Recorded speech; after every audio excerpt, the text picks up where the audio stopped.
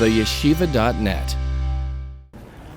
I pledge allegiance to the flag of the United States of America and to the republic for which it stands, one nation, under God, indivisible, with liberty and justice for all. I would like to invite up Monsignor Emmett Nevin and Rabbi YY Jacobson for our invocation. Thank you, Monsignor. Thank you all for gracing us. I want to thank the Bishop, the Cardinal, for gracing us with their presence. Of course, the supervisors, the police chiefs, all of the leaders, activists of this great community of Rockland County, friends, brothers, and sisters. Thank you all. And of course, Mona, for bringing us all together. Thank you so much.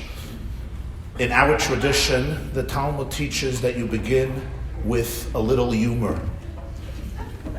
This is a serious gathering, but humor is not necessarily not serious. It's just a light way of saying serious ideas.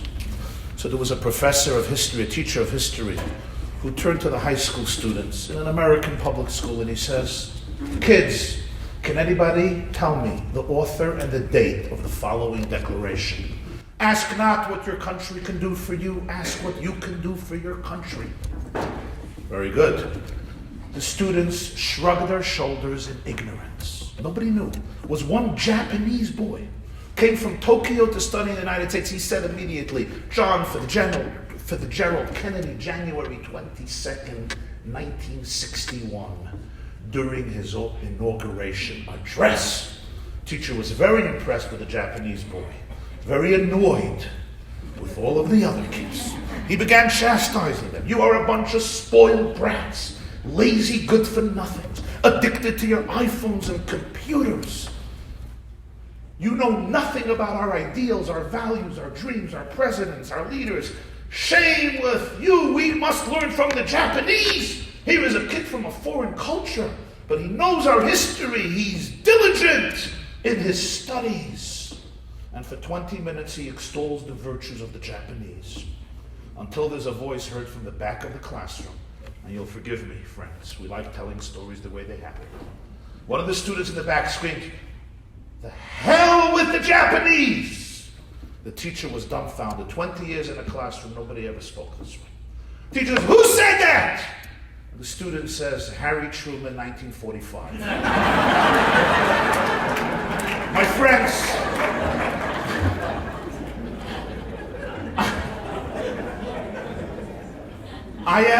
I am truly honored to be in the presence of people, leaders who wake up every morning and ask not what the community can do for them, but what they can do for the community. And for this I say to you, thank you from the depth of our hearts. May God bless you. May God bless Rockland County. May God bless the United States of America and all good people in the entire world. You asked me permission if you can quote Psalm 90. And I said the Bible is big enough for both of us. So allow me to quote Genesis.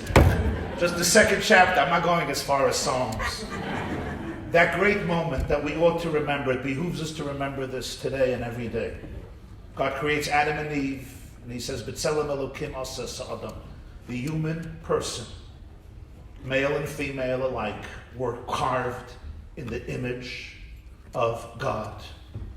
It sounds simple, but it should not. Because it's one of the most important and revolutionary statements in the history of mankind. What that biblical verse is saying, my dear friends, must be heard today in every home, in every school, in every religious center, in every mall, and in every heart.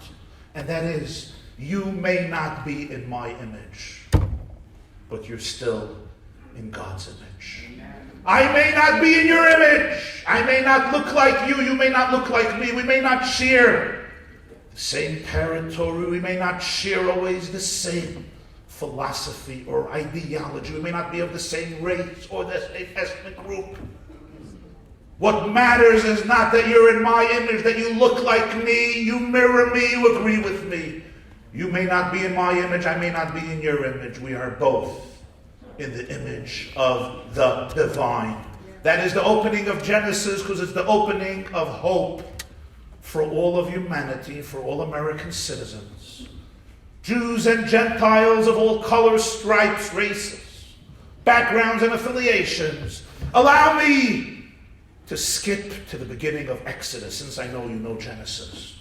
And in the opening of Exodus, there's another scene also, right there in the early chapter, the first Jewish leader, and the leader who has been credited with inspiring most revolutions towards freedom.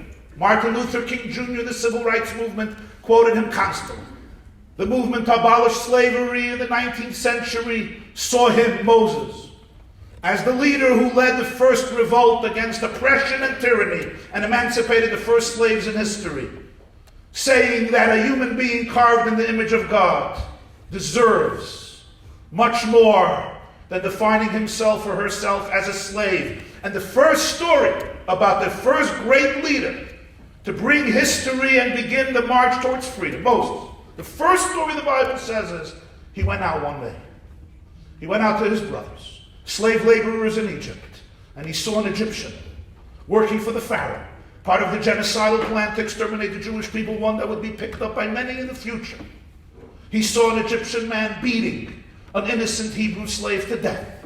And Moses looked here, and Moses looked there, and he saw there was nobody present, nobody to stand up. And he took down the perpetrator and saved the victim. I find it so powerful that the opening of Genesis gives us the blueprint for peace in our world. And the opening of Exodus teaches us the courage and the resolve we must have in moments of crisis to uproot every vestige of hate, to put an end to somebody who in the name of hate and venom is ready Saturday night to walk into a Hanukkah party and seek to behead, to stab, and to murder innocent people. Somebody who's ready to walk into a synagogue in Poway or Pittsburgh, to a church or any other center of worship, and gun down innocent people for the one crime that the blood flowing in their sinews is one that he or she dislikes. That a mother of children is standing in a kosher market in Jersey City trying to sell food. And at that moment, her children deprived from their mother for all the years to come. Her crime, Jewish blood flowing through her sinews. My dearest friends, this is not a time for any of us, politicians, people in the police force, dedicated to the service of our country and our community, Jews or non-Jews, leaders and activists, to pay lip service. We have heard enough lip service over the years, people saying the right things to appease the media. Enough lip service. It's time for genuine empathy, courage, resolve, moral decisiveness, and clarity. These are crucial times. It's times like this when you and I and all of us must determine in what type of society our children, grandchildren, and great-grandchildren will live. Let's be blunt and frank, my dearest friends. We live in a community where there are differences. On social networks, people often hurl insults, say very derogatory statements, accusation against different members of the community. Some lies, some exaggerated truths, and some complaints that we legitimately may have towards each other. But I want to share with you one of the most powerful teachings of the Bible. The breakup between Joseph and his brothers in Genesis happens because they stop speaking to each other. You see, my dearest friends, a society breaks down when we stop talking to each other. Conversation is the form of conflict resolution, at least a form of conflict resolution. Where there's a breakdown of speech, of conversation, of communication, it is often a prelude to violent revenge. Language is the redemption of solitude. It's the mender of broken relationships. However painful it is to speak about things that hurt me, It's much more dangerous not to. And by the way, this is good advice for your marriage too. We must talk to each other and we must listen to each other. I say to all of you today, do not demonize me. Talk to me. May I never demonize you. May I talk to you and may I listen to you. Shema Yisrael, hear Israel is the motto of Judaism. We must listen to each other.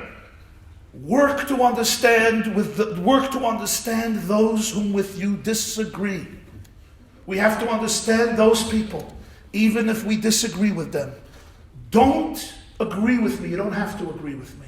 What I ask you is don't stop caring about me. We don't have to agree. We have to care about each other. We are all God's children. And by the way, this is not just about anti-Semitism and hatred of Jews. This is about our shared humanity, my dear friends. Anti-Semitism in America, in Europe, in the Middle East is not a Jewish problem. We are its victims. But I tell you from history, it's not a Jewish problem, it's a problem of all good citizens. Because a society which has no place for Jews has no place for humanity. My dearest friends, a society that tolerates hatred, anti-Semitism, venom and animosity of any form and manifestation has fortified all moral credibility. Politicians, leaders, journalists, professors, clergy, essayists, people responsible for our security in our communities on every level. The moment our hearts are not filled with outrage against anti-Semitism and hatred in every manifestation, we forfeit our ability to lead, our ability to inspire.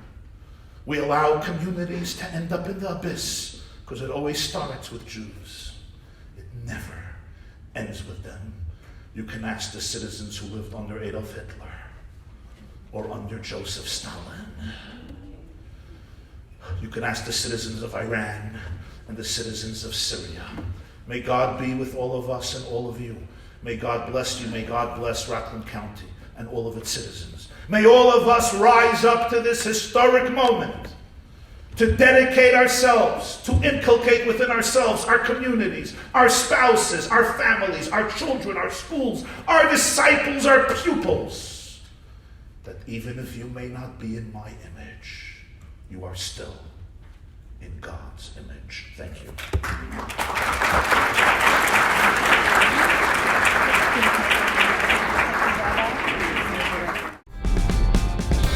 This class is brought to you by theyeshiva.net. Please help us continue the classes. Make even a small contribution at www.theyeshiva.net/donate.